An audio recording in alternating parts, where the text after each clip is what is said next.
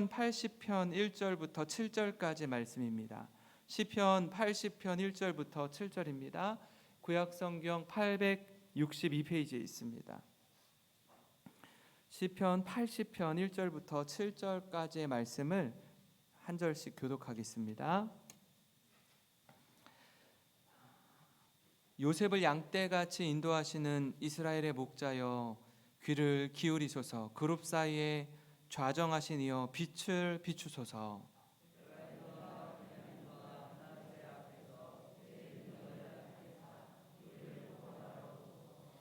하나님이여, 우리를 돌이키시고 주의 얼굴빛을 비추사 우리가 구원을 얻게 하소서.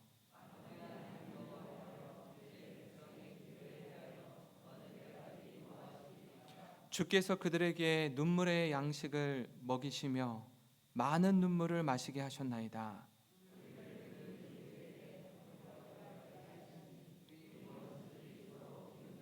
우리 같이 읽겠습니다. 만군의 하나님 여호와, 우리를 회복하여 주시고 주의 얼굴에 광채를 비추사 우리가 구원을 얻게 하소서. 아멘. 아멘.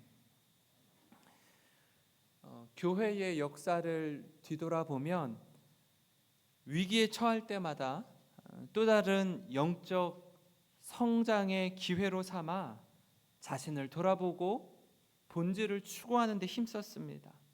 초대교회 당시 박해 때 그러했고요. 또 중세시대엔 교회가 천년의 역사 가운데 시간이 지나면 지날수록 점점 더 부패해 가기 시작했는데요. 교회의 개혁을 위해 깃발을 들었던 종교 개혁자들의 모습이 그러했으며, 또 일제시대 이 땅에 신사참배를 강요할 때 한국 교회가 신앙의 위기에 처할 때 그러했습니다. 시대마다 경험한 이 모든 위기 속에서 놀랍게도 하나님이 세우신 교회는 교회로서의 사명을 감당하며 오늘에 이르게 되었습니다. 지금 이 시대도 마찬가지인 것 같습니다. 처음 경험하는 이 코로나 상황 속에서 무엇을 어떻게 해야 될지 잘 몰라서 초기에는 우왕좌왕하기도 했지만, 이 코로나 중에 어떻게 우리의 신앙을 지키며 예배자로 서야 하는지 우리 자신을 돌아보고 살피며 한층 더 성장하는 도구로 삼은 줄 믿습니다. 지난 한 주요, 우리가 새벽마다 마음을 모아 말씀 앞에 서고 또 그 마음 의지에서, 그 말씀 의지에서 뜨겁게 부르짖어 기도했는데요. 이 기도의 시간을 통해 우리 신앙을 돌아보고 하나님 앞에 엎드리며 부르짖는 이 시간, 이 혼미한 시대 속에 무엇을 붙들어야 하는지, 그리고 나와 우리의 신앙을 돌아보고 우리가 어떻게 예배자로 서야 하는지 회복의 은혜를 구하며 나아간 시간이었습니다. 바라기는 이 시간 깨닫게 하시는 그 은혜를 따라 교회와 성도의 정체성이 더욱 확고해지는 시간이 될 줄 믿습니다. 사랑하는 성도 여러분, 여기까지 오느라 정말 수고 많으셨습니다. 누구보다 힘든 싸움을 하면서 이 시간 지나오셨는데, 담임 목사로서 솔직히 여러분 한 분 한 분을 좀 꼭 안아주고 싶습니다.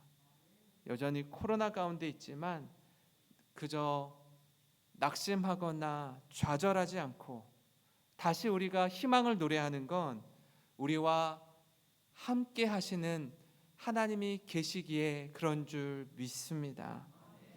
오늘 읽은 말씀을 보시면 소사님 에두세 맞춘 노래 이렇게 써 있습니다. 백화파들의 언약이라는 뜻을 가지고 있는데요. 사실 오늘 말씀은 이스라엘이 에브라임 지파였던 여로보암을 중심으로 르호보암과 남과 북쪽은 이스라엘, 남쪽은 유다, 이렇게 이스라엘이 분열된 이후에 북쪽 이스라엘이 먼저 멸망을 당하게 되는데요.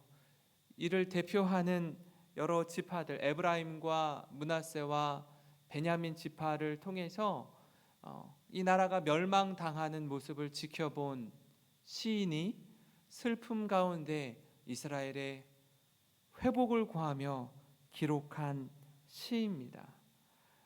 그렇게 절망 가운데 있고 수많은 선지자들을 통해서 회개하고 돌아오라고, 그렇게 여러 차례 경고의 말씀, 또 그들을 위로하면서 이렇게 살면 안 된다고 수없는 경고에도 듣지 않고 그들이 우상을 섬기고 하나님을 떠났던 모습을 애통해하면서, 그래서 결국에는 나라가 멸망하는 모습을 보면서 간절히 기도하는 심정이 담겨 있는 노래입니다. 이 시간 이 절망 중에 희망을 노래할 때 우리가 가져야 할 마음, 하나님의 은혜를 가장 먼저 구하는 우리가 되기를 원합니다.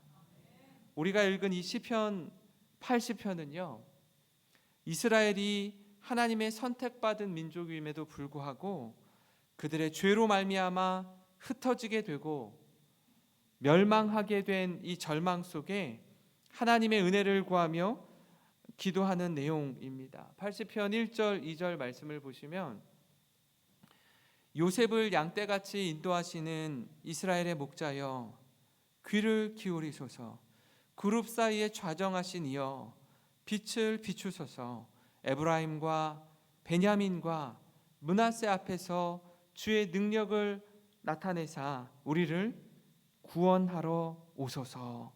이렇게 말씀합니다. 하나님을 어떻게 표현하고 있죠?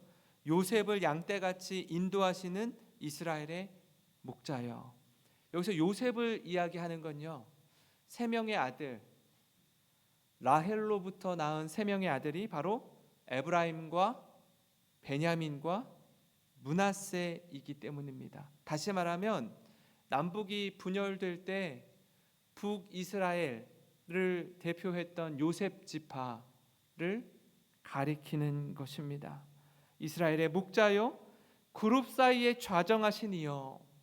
이 그룹은 성전을 지을 때 성전의 가장 깊은 곳에 지성소가 있죠. 그 지성소 안에 언약궤가 있는데 언약궤를 둘러싸고 있던 천사들, 그룹 사이에 임재하시는 하나님, 그 보좌를 의미합니다.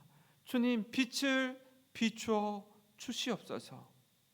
이 이스라엘 가운데 주의 능력을 나타내사 우리를 구원하여 달라고 이렇게 부르짖는 것입니다.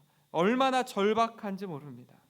하나님께서 귀를 기울여 주시고 우리가 기도할 때, 우리가 부르짖을 때 좀 들어달라고, 빛을 비추어 달라고 기도합니다. 왜냐하면 절망의 한복판에 있는 이스라엘에게 하나님 외엔 다른 구원이 없기 때문입니다. 주님의 은혜가 아니면 살 수 없는 겁니다. 이걸 온몸으로 처절하게 경험한 겁니다. 우리가 처한 상황도 이와 같습니다. 이것저것 다 해봤는데요, 이제는 한계에 다다랐습니다. 우리 가운데 조금도 버틸 힘이 없고 이젠 후 하고 불면 다 날아갈 것만 같은 그런 풍전등화 같은 상황에 처한 분이 계십니다. 그 간절함으로 주님의 은혜를 구하는 거예요. 이때는요, 사람의 시선, 체면을 차리거나 그런 여유가 없습니다. 그저 하나님께 목 놓아 부르짖는 겁니다. 주여 은혜를 베풀어 달라고 그저 하나님 앞에 납작 엎드리는 거예요. 오늘 읽은 말씀 4절부터 6절도 동일한 메시지인데요, 그 마음이 더 간절함을 우리가 느낄 수 있습니다. 만군의 하나님 여호와여, 주의 백성의 기도에 대하여 어느 때까지 노하시리이까? 주께서 그들에게 눈물의 양식을 먹이시며 많은 눈물을 마시게 하셨나이다. 우리를 우리 이웃에게 다툼거리가 되게 하시니 우리 원수들이 서로 비웃나이다. 하나님이 이스라엘의 기도에 대해 오히려 노하시고 듣지 않는 것 같은 심정입니다. 통곡하며 우는데 그렇게 그 우는 수많은 눈물을 마셨고 또 이웃에게 다툼거리가 되게 할 뿐 아니라 더 나아가 주변 강대국들이 이스라엘의 이 멸망을 보고 비웃는 겁니다.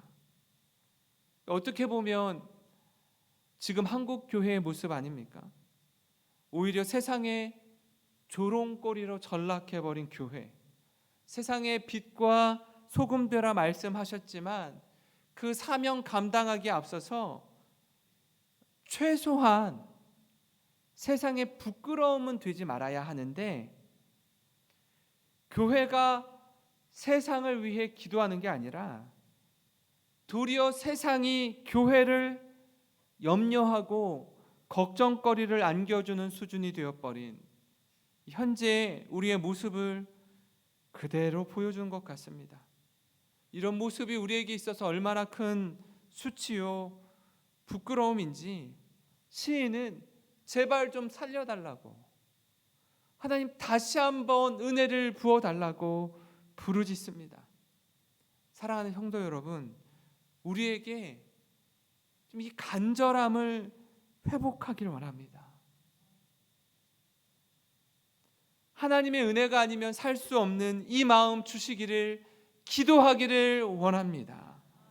그래서 그저 절망에 함몰되지 않고 다시금 일어나 주님 바라보며 주님 예배하는 교회가 되기를 간절히 소망합니다. 미가서 7장 18절 19절을 보시면요, 주와 같은 신이 어디 있으리까? 주께서는 죄악과 그 기업에 남은 자의 허물을 사유하시며 인애를 기뻐하심으로 진노를 오래 품지 아니하시나이다.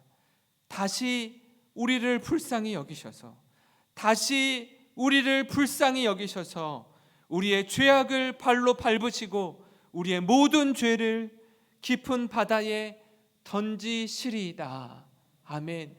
이 미가서의 이 간절히 부르짖는 이 기도가 우리 한국 교회 가운데, 우리 영생 교회에 이루어지시기를 간절히 소망합니다. 현재 우리 상황은요, 하나님이 우리 자신을 돌아보도록 하는 또 다른 기회라 생각합니다. 그동안 우리가 무엇에 마음을 쏟고 살고 있었는지, 우리가 무엇에 미어 살았는지 확연하게 드러나게 하신 겁니다. 그래서 다시금 우리가 하나님을 바라보고 주님을 예배함이 가장 큰 은혜요 복임을 깨닫는 기회로 삼는 우리 모두가 되기를 소망합니다. 그런 교회가 되며 그런 성도 되시기를 주님의 이름으로 축원합니다. 그런가 하면요, 절망 중에 희망을 노래할 때 하나님이 우리의 구원자 되심을 고백하기를 원합니다. 시에는 보통 후렴구가 있습니다. 오늘 읽은 이 시편 80편 역시 계속해서 반복되는 후렴이 있는데요, 바로 3절과 7절과 14절 말씀입니다. 3절을 보시면 하나님이여 우리를 돌이키시고 주의 얼굴빛을 비추사 우리가 구원을 얻게 하소서. 하나님이 우리를 돌이키시는 분이래요. 우리에게 구원을 베푸신 유일한 분이라고 간절히 부르짖는 겁니다. 7절에도 같은 맥락에서 이렇게 노래하는데요, 만군의 하나님이여 우리를 회복하여 주시고 주의 얼굴에 광채를 비추사 우리가 구원을 얻게 하소서. 여기 써 있는 말씀이죠. 이번 특세 주제이기도 합니다. 만군의 하나님이여 우리를 회복하여 주시고 주의 얼굴에 광채를 비추사 우리가 구원을 얻게 하소서. 그렇게 간절히 기도합니다. 마지막으로 14절에도 같은 말씀을 전하는데요. 만군의 하나님이여 우리를 돌이키시고 주의 얼굴의 광채를 우리에게 비추소서. 우리가 구원을 얻으리이다. 우리의 유일한 구원이 되시는 분은요, 여호와 하나님입니다.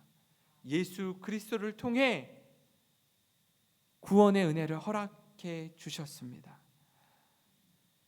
저는 이 새벽 시간이 시인과 같이 간절히 부르짖어 기도하는 현장이 되기를 원합니다. 하나님, 다른 것 아니라 우리 죄로 인해서, 내가 지은 죄로 인해서 이 무너진 마음을 새롭게 하여 주시옵소서. 지난 한 주간도 그렇고요. 새벽마다 우리 성도님들 정성껏 기도의 제목을 담아 하나님께 올릴 때 제가 이렇게 하나하나 보면서 같이 기도하거든요. 가장 큰 기도의 제목이 뭐냐면, 하나님, 사랑하는 우리 남편, 사랑하는 우리 자녀, 이전에 함께 신앙생활 했는데, 이전에 함께 나와 하나님 예배하고 찬송했는데 지금 그렇지 않습니다. 다른 그 어떤 기도 제목보다도 하나님, 온 가족이 예배의 자리에 함께하기 원합니다. 하나님, 우리 남편이 우리 가정의 믿음의 가장으로 든든히 서기를 원합니다. 제 기도의 제목을 보면서 하나님, 이 한국 교회 가운데 특별히 우리 남편분들, 남성들의 신앙이 세상에서, 그 치열한 세상에서 아등바등거리면서 사느라고 이 믿음을 다 잊어버린 거예요. 하나님이 붙드시고 하나님이 도우셔야 회복되는데 그걸 놓쳐버린 채 세상에서 애쓰는데 잘 안 되니까 막 마음이 무너지는 겁니다. 자기만의 동굴로 들어가는 거예요. 그걸 옆에서 바라보면서 얼마나 간절히 부르짖어 애통해야 하는지 모릅니다. 바라기는, 하나님, 이 굳어져 버린 마음, 이 마음을 부드럽게 녹여 주시옵소서. 하나님, 내 힘으로, 내 능력으로 할 수 있다고 자신하는 이 교만한 마음을 내려놓게 하여 주시옵소서. 주님께로 돌아서길 원합니다. 우리 주님께 항복하길 원합니다. 주님의 회복해 하시는 역사를 경험하길 원합니다. 주여, 우리를 불쌍히 여겨 주시옵소서. 여러분, 우리 하나님은요, 왜 이스라엘의 멸망과 이 유다의 멸망을 바라보면서 아마 당사자였던 이스라엘과 유다 백성들은요, 황망했을 겁니다. 그들이 가지고 있던 한 가지 확고한 생각이 있었거든요. 하나님의 선택받은 민족, 이 나라는 절대로 멸망하지 않는다라는 확고한 믿음이 있었습니다. 근데 하나님이 그들의 생각, 그들의 확고한 믿음을 깨트려 버리거든요. 이 민족이요, 경황이 없는 거예요. 이 황망한 마음을 어디 표현할 길이 없는 거예요. 아니, 어떻게 우리나라가 망할 수 있지? 어떻게 하나님이 선택한 민족이 멸망할 수 있느냐고. 그들조차도 하나님의 끊임없는 그 사랑, 변함없는 그 사랑, 선지자들을 통해서 수백 년에 걸쳐서 이렇게 살면 안 된다고, 주님께 돌아오라고, 하나님께 돌아올 때 회복을 경험할 수 있다고 그렇게 경고하고 그렇게 위로하고 그렇게 온몸을 던져 그들을 품어냄에도 불구하고 그것을 다 거절할 때 당한 그 멸망, 그 앞에서, 그 고난 앞에서 우리 하나님은요, 모진 겨울 추위에 죽은 것 같은 나뭇가지에 새 생명을 불어넣는 분이신 줄 믿으시기 바랍니다. 무더웠던 여름, 끝나지 않을 것 같은 더위 속에 신선한 바람을 허락하신 분이며 우리 주님이심을 기억하면서 하나님께 부르짖는 이 시간, 그렇게 기도하는 우리 영생교회 모든 성도님 되시기를 주님의 이름으로 축원합니다. 축원합니다.